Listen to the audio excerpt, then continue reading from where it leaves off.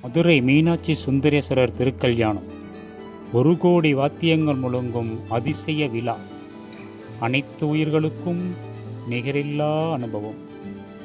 இசைத்தமிழ் நாயகனிடம் பூந்தென்றலாய் சிரம் தாழ்த்தி மாங்கல்யம் தரிக்கும் அந்த தருணத்தில் தங்கத் துகள்களாய் மின்னும் என் அன்னையின் முகம். 1,00,00,000 வார்த்தைகளாலும் வர்ணிக்க முடியாத அந்த தருணம். ஏகாந்த அமைதியில் லயிக்கும் மனம். அளவிட முடியாத சந்தோஷம்.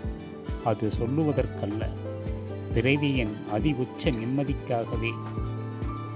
பூந்தளிர் பட்டுப்புடவை அணிந்து பசுந்தங்க ஆபரணங்கள் மின்ன, நேர்த்தியான நாசியில் வைரமுத்துத்தி திகழ, அகிலமே வியக்கும் அகிலாண்டேஸ்வரியின் மேன்மிகு முகம் கண்டு கைலாயநாதனுக்கோ தாளாத பெருமை.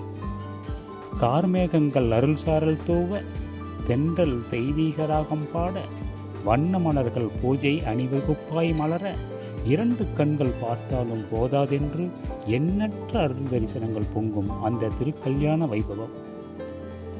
நிழல்கள் இல்லாத சோலையில் அன்பின் ஊற்றாகிய சிவனும் அன்பு அணுக்களாலான பார்வதி தேவியும் அதிசயக்கும் ஆனந்த சொர்க்க பரிமாற்றம்.